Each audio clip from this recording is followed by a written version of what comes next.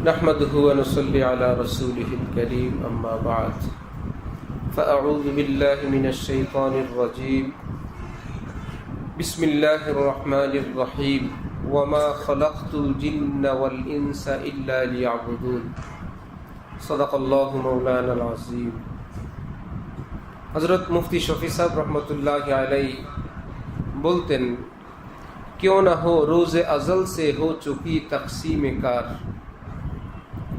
क्यों ना हो रोज़े अज़ल से हो चुकी तक़सीम कार, मैं हूँ मालिक के लिए और कुल जहां मेरे लिए।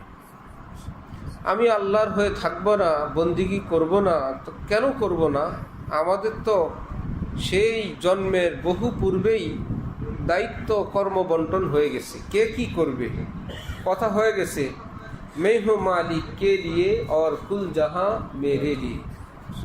সারা পৃথিবী আমার কাজ করবে, আমার খেদমত করবে, আমার পিছনে পিছনে থাকবে, আর আমি আমার প্রিয় মাওলার পিছনে পিছনে থাকব।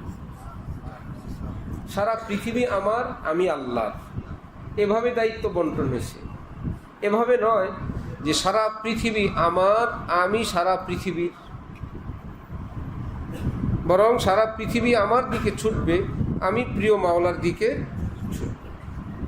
এক বুজুর্গ ইন্তেকালের পর তার যখন লাশ কবরস্থানের দিকে নিয়ে যাওয়া হইতেছিল, তখন পিছন দিক থেকে তার খাদেম, খুবই সম্ভব হযরত নজমুদ্দিন কুবরা রহমতুল্লাহ আলাইহির ঘটনা, আল্লাহ, খাদেম পিছনে পিছনে যাইতেছিল আর বলতেছিল সর্বসি মিনা রা বেমেহরা মি রবি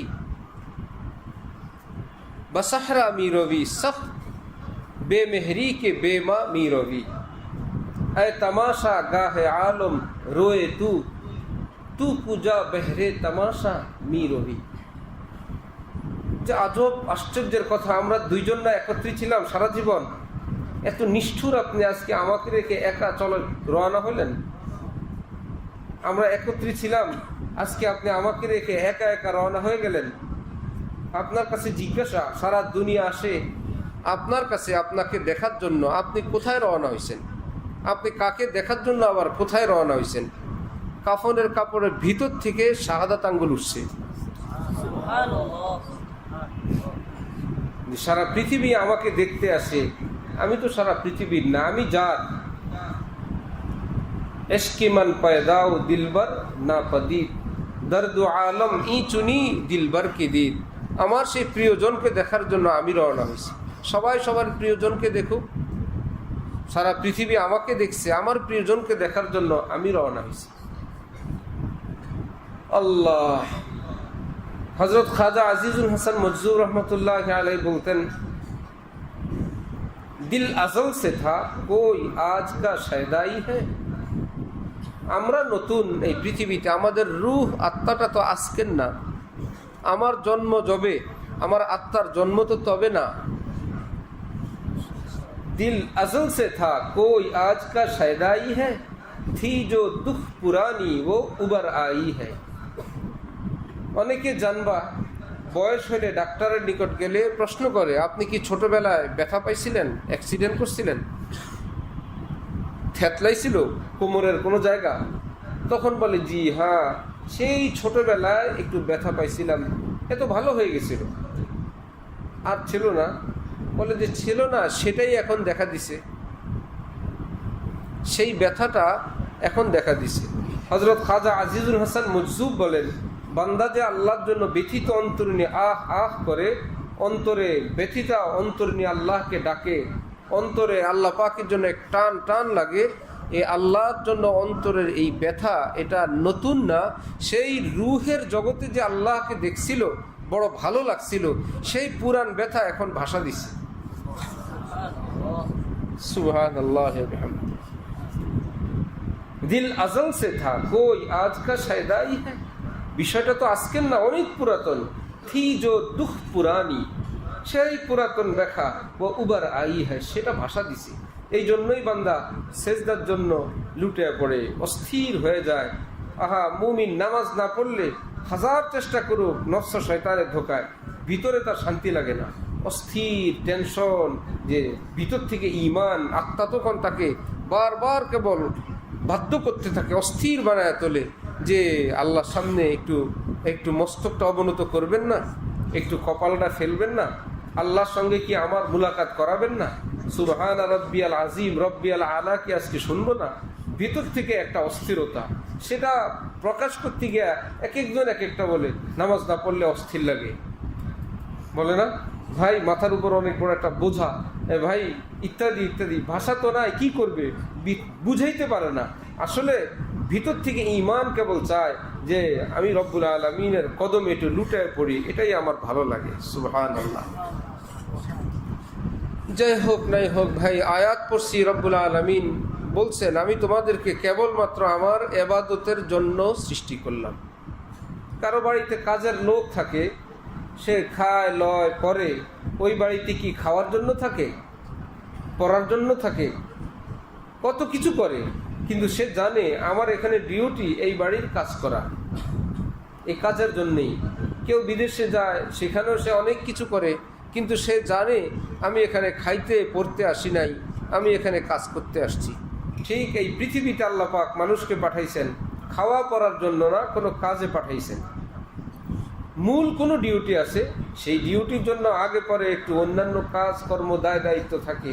সুতরাং খাওয়া পড়া ইত্যাদি সেটা মূল দায়িত্ব না, মূল দায়িত্ব হলো বন্দিগি, মূল দায়িত্ব হলো আল্লাহ পাকের সন্তুষ্টি।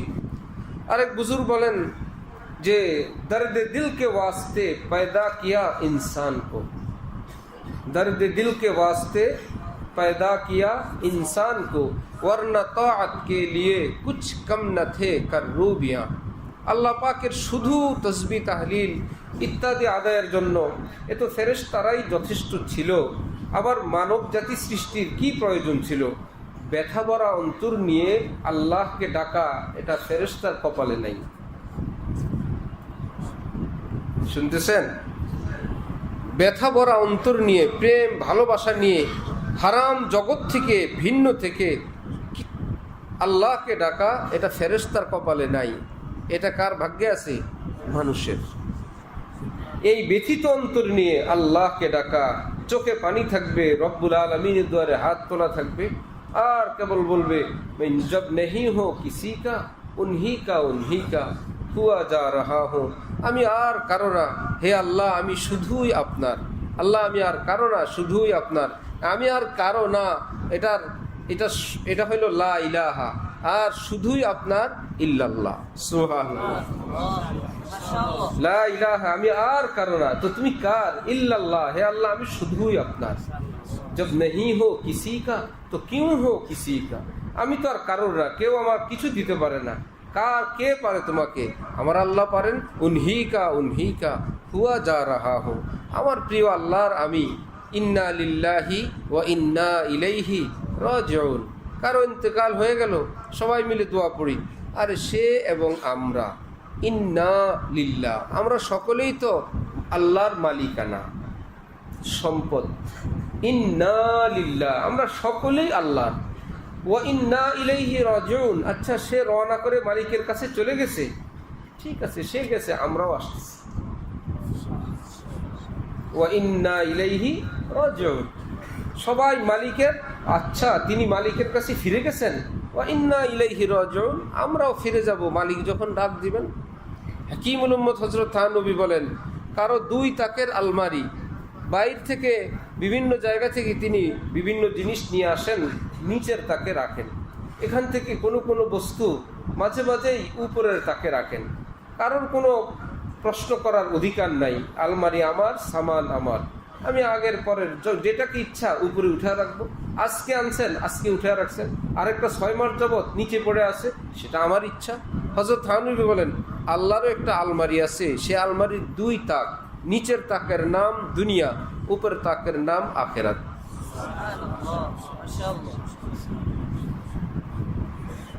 আমাদেরকে তিনি এক তাকে রেখে দিচ্ছেন, দুনিয়ার তাকে। যাকে যখন ইচ্ছা তার জিনিস, তার আলমারির আরেক তাকে নিয়ে রাখবেন, উপরের তাকে তুলে রাখবেন, কারো কোনো প্রশ্ন করার কিছু নেই। আলমারি তার, সামান তার, তাক তার, সিদ্ধান্ত তার। ইন্না লিল্লাহি ওয়া ইন্না ইলাইহি রাজিউন। আল্লাহ পাক আমাদেরকে জিন্দিগির হাকিকত বুঝার তৌফিক দান করেন। তাহলে যে ভাই ডিউটি যদি না করি তো অন্য কিছু করলাম, এটা কেমন করলাম? খাইছি তো কাজ করার জন্য, পড়ছি কাজ করার জন্য। একজনে পোশাক পরছে ডিউটি করার জন্য, কিন্তু ডিউটি করে না। আরেকজনে অফিসে গেছে কাজ করার জন্য, অফিসে গিয়ে কাজ করে না। আরেকজনে বিদেশ গেছে রোজগার করার জন্য, সেখানে রোজগার করে না। আরেকজনে পরীক্ষার হলে গেছে পরীক্ষা দেওয়ার জন্য, পরীক্ষা দেয় না। এই মানুষকে পৃথিবীর সকলেই বলবে এই লোকটা একদম বোকা। ভাই যা পারো কম বেশ কিছু দাও, কিছু তো পরীক্ষা দাও, পাস তো করো, যা হোক না হোক। ঠিক এমনিভাবে এই পৃথিবীতে আমরাও কোনো কাজে আসছি, সেই কাজ আল্লাহ পাকের বন্দিগি, আল্লাহ পাকের রেজাবন্দি হাসিল করা। আল্লাহ আমাদের সকলকে তৌফিক দেন, সকলের জন্য আসান করেন। আল্লাহ পাক নিজ কর্মে সরওয়ারে দু আলম রসুল পাক সাল্লাল্লাহু আলাইহি ওয়াসাল্লামের উসিলায় আল্লাহ আমাদের জিন্দিগি আল্লাহ পাকের বন্দিগি ওয়ালা বানানোর তৌফিক দান করেন। ওয়া আখিরু দাওয়ানা আলহামদুলিল্লাহি রাব্বিল আলামিন।